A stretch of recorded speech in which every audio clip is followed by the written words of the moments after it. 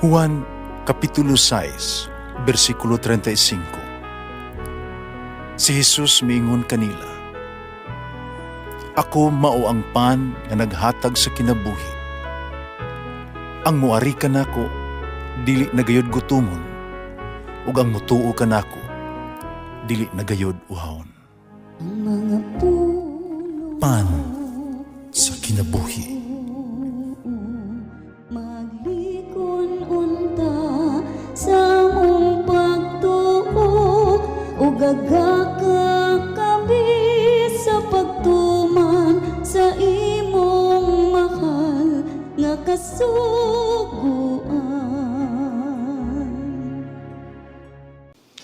Ginumanaa kaninyo. Santos nga Ebanghelyo sumala ni San Mateo. Si Jesus miingon siya mga tinun-an. Ayaw ihatag ang butang balaan ngadto sa mga iro. Kay tingali unyag musumbalik sila og mopaak kaninyo.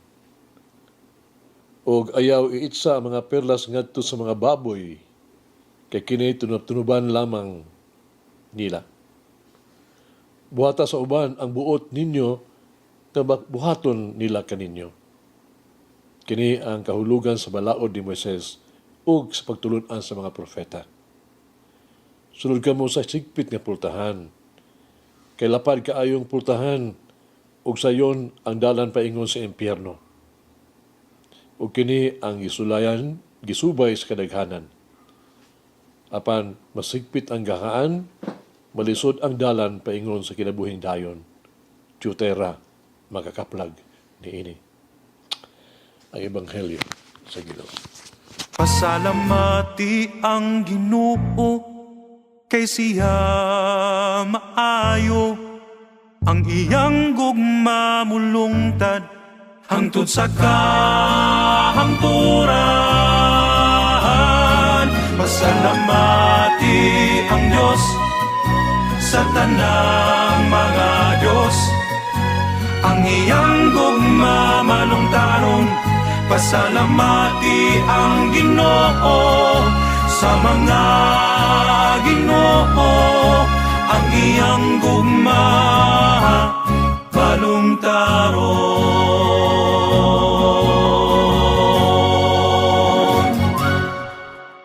Enter through the narrow door, narrow gate. Verse 24. Ang bersikulo 12 sa Biblia nag-ingon nga buhata sa uban ang bisan unsa nga gusto nimo nga buhaton nila diha kanimo. Gila kini sa palultion nga golden rule, bulawanong lagda. Kung unsay imong gusto buhata sa imong kaugalingon, mao say buhata nga tos uban. Adi mo gusto nga buhaton diha kanimo ay sa buhata ngadto sa uban. Jesus nagsulti kanato nga kini mao ang kinauyukan, no? The core sa balaod sa mga propeta. Nagkinahanglan kini og husto ug moral nga pamatasan ngadto sa Dios. Ang magbaton og husto nga moral pamatasan mao ang pagtuman sa iyang kabubuton.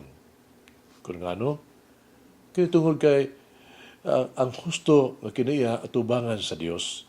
Kini ang eksaktong paagi nga gusto sa Dios nga ato ang buhaton. Sigon ato ang tatahon ang ubang mga tao sa husto nga pamatasan o magmahimuot sa Dios o uyon sa iyang kabubuton. Kung ato ang buhaton ang kabubuton sa Dios, wala kalisod alang kanato ang pagsulod sa sigpit gagaan padulong sa kinabuhing dayon. Ang sigpit nga gahaan nagtumong sa pagsulod sa gingharian sa langit. Ang pig-ot nga dalan nagkinahanglan og makanunayon ng mga sakripisyo og grabing paningkamot. Kini nahimong nagpasabot og kinabuhi sa pagdumili sa kagalingon ug pagsakripisyo. Usa ka ang higpit ganghaan sa tuwang kinabuhi. Nagsoon, sama ni ini, kini ang pagpasaylo, no? Sa itong isikatao, walay itawag na ito pagbalos. Kini mo ang pagtabang nga wala magpaabot og bisan unsang gante. Kini mo ang pagkinabuhi nga yano nga adunay bug-os nga pagsalig sa Dios. Ang pagtabang ni adtong nagbudhi kanato o nagpalisod sa atong kinabuhi, mao ni gitultog pagsunod sa sigpit nga gahaan. Lisod kini. Ang pagdawat sa atong krus, pagpasan, sama nga sa paagi nga gibuhat sa atong Ginoong Hesus. Buhay karong adlaw, napinundom ka nato sa walay laktod ka paagi sa pagmalampuson. Ang mga panalangin kanunay nag-apil og mga sakripisyo gyud. Para makabuot kinahanglan tang maningkamot gyud again og sakripisyo gyud. Ang determinasyon o disiplina mao'y paagi aron makabot nato ang ato ang pangandoy. Ang paglalahutay nato og papailob pagdala ka nato ngadto sa unang dapit. Atong pangutano ang karon atong kaugalingon. Ning yugto sa to ang kinabuhi. Unsa ang mga ganghaan nga to ang gisudlan? Asa kita padulong sa to ang mga ganghaan?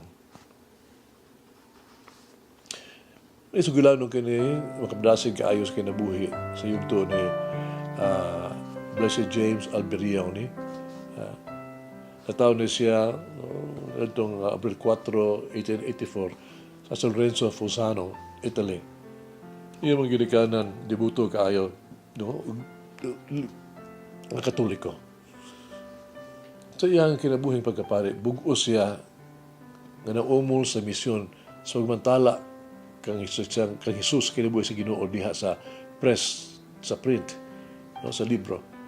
Hipit niyang itugyan sa diyang kaugalingon sa iyang kabubuton sa Dios. Si James bigahin og 7 ka oras sa pagampo ug babalandong. Kada adlaw mao nga dutay kay siya panahon sa pagpahuway kani og paglingaw-lingaw. Sa pagkatinuod siya usa ka tawo nga sa pagtuo ug dunay gituog pastoral work niya. Nagaturungan siya po ang paniya. Yan insulti, nothing is done without fatigue. Kung kinahanglan kang po magtudlo o mag-andam og sermon po ang paniya, o masulat og libro, kinahanglan imuhag yung hunahon o ibutang mong tibuog ng kasing-kasing ni inin. Mao ka na ang sakripisyo para niya. Ang hagis kinabuhi, unsa ang ako ang mga kalisdanan o mga babag sa pagsunod sa pigot nga dalan pa doon sa langit. Magampo kita, maluluyon nga amahan, ako minahal na Ginoo, na Diyos karong adlaw, nagbuhat ako, nagtrabaho ako. Obsahanon ko ang nangayo sa imong giya, ano makahimo ako ug maayong mga buhat.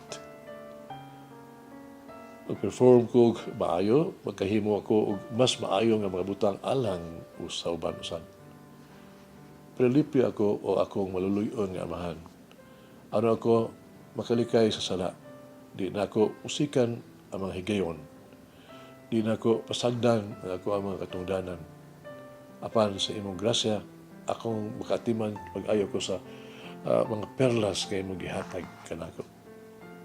Kasulti ako og makahatag o makapadasig nga panig-ingnan sa uban o dili lang mosulod sa higpit nga putahan. Amen. Mama Mary, give me the strength and courage to follow the narrow path of holiness.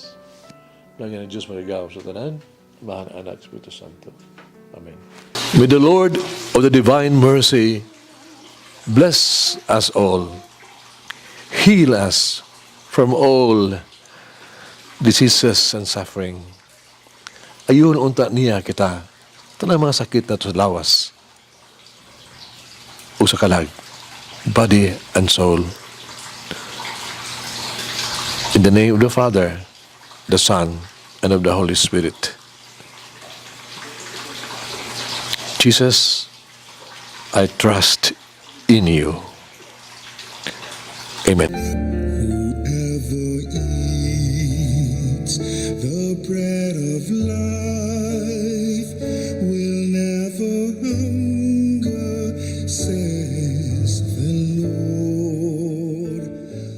Mahigalaan inyong nabati ang pagpaambit ug hamubong pamalandong sa pulong sa Dios pinaagi sa tulumanon. Pan sa kinabuhi nga gidumala ni Monsignor Daddy Silva. Hangtod na usab sa sunod higayon, daghang salamat. The bread of life.